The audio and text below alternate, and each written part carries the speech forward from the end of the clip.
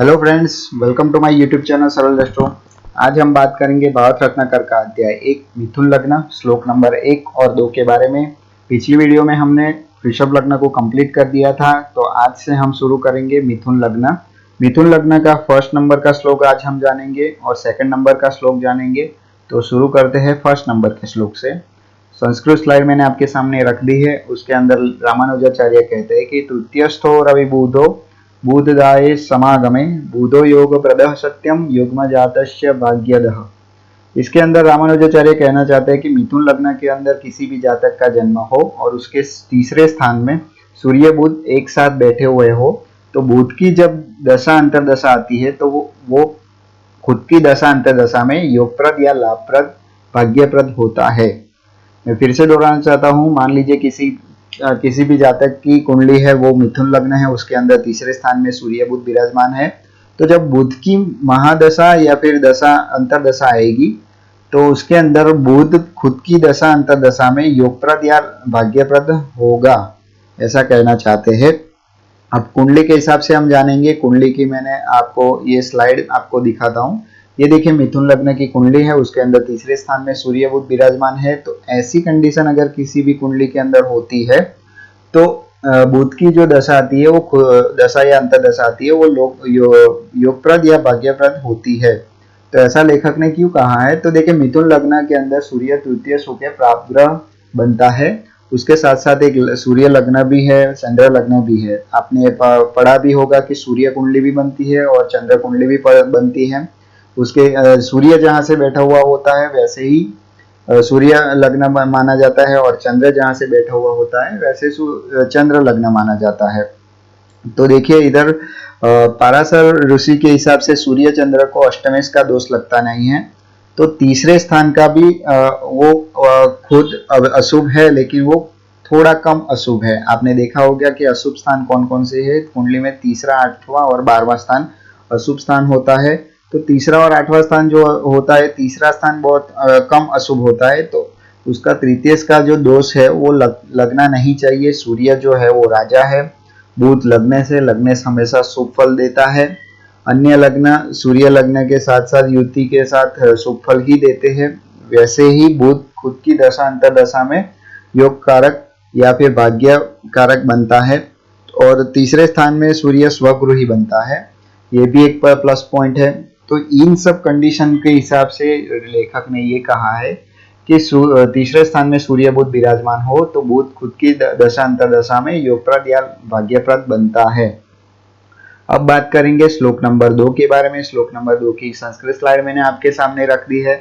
उसके अंदर रामानुजाचार्य कहते हैं भृगु भौमेन्दवः खेटा धनस्थाने स्थिता यदि शुक्रदाये धन प्राप्ति युग्मजात समश्नुते। अगर शुक्र, मंगल और चंद्र भी दूसरे स्थान में धन स्थान में हो तो शुक्र खुद की दशा अंतरदशा में धन प्राप्त करवाता है। मैं फिर से दोहराना चाहता हूँ, मान लीजिए किसी की भी कुंडली मिथुन लग्न की है, उसके अंदर मंगल, शुक्र, चंद्र ये तीनों ग्रह दूसरे स्थान में विराजमान है, तो शुक्र खुद की दशा अंतरदशा में धन प्राप्त करवाता है जातक को।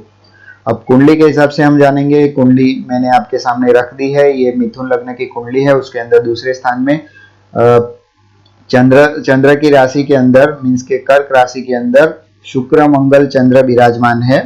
तो ऐसी कंडीशन अगर किसी भी कुंडली में बनती है तो शुक्र की जब दशा अंतरदशा आती है तो जातक को धन प्राप्त होता है। ऐसा लेखक ने क्यों कहा है, तो ऐसे विस्तार से जानेंगे। तो देखिए मिथुन लग्न के अंदर चंद्र जो है वो धनेश है, धनदायक ग्रह है।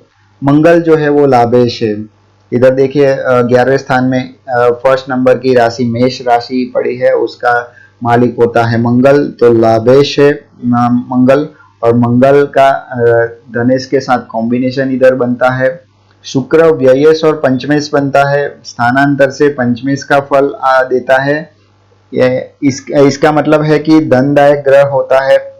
दो धनदायक ग्रह की युति धन स्थान के अंदर शुक्र जब शुक्र के साथ विराजमान है तो शुक्र खुद अपनी राशि दशा अंतरदशा के अंदर धन लाभ करवाता है। मंगल इधर षष्ठेश भी बनता है, पर पाराशर के हिसाब से मिथुन लग्न के अंदर पाप ग्रह बनता है, लेकिन मंगल की मूल त्रिकोण राशि लाभ स्थान के अंदर होने की वजह से इधर वो मंगल भी धनदायक बनता है, ऐसा प्रतीत होता है। तो देखिए आपको पता चल गया होगा कि देखिए इधर शुक्र जो है हमारा वो धनदायक ग्रह है। ऐसा क्यों कहा गया है? तो देखिए शुक्र व्ययेश भी है और पंचमेश भी है। स्नानांतर के हिसाब से वो पंचमेश का फल देता है और इसी वजह से धनदायक ग्रह कहा गया है। मिथुन लग्न के अंदर चंद्र है वो धनेश है, धनदायक ग्रह है, और मंगल जो है वो लाभेश है। लाभेश और धनेश का कॉम्बिनेशन है, साथ में शुक्र भी विराजमान है। तो देखिए दो धनदायक ग्रह की युति, धन स्थान में बैठा हुआ शुक्र जो है वो खुद की दशा अंतर्दशा के अंदर आपको धन प्राप्त करवाता है। मैं फिर से दोहराना चाहता हूं कि अगर मिथुन लग्न की कुंडली हो और सेकंड हाउस के अंदर शुक्र मंगल चंद्र विराजमान है, तो शुक्र की जब दशा अंतर्दशा होती है तो उसके अंदर जातक को धन लाभ होता है या फिर धन प्राप्त करता है। तो आज हमने देखा श्लोक नंबर 1 मिथुन लग्न का और श्लोक नंबर 2।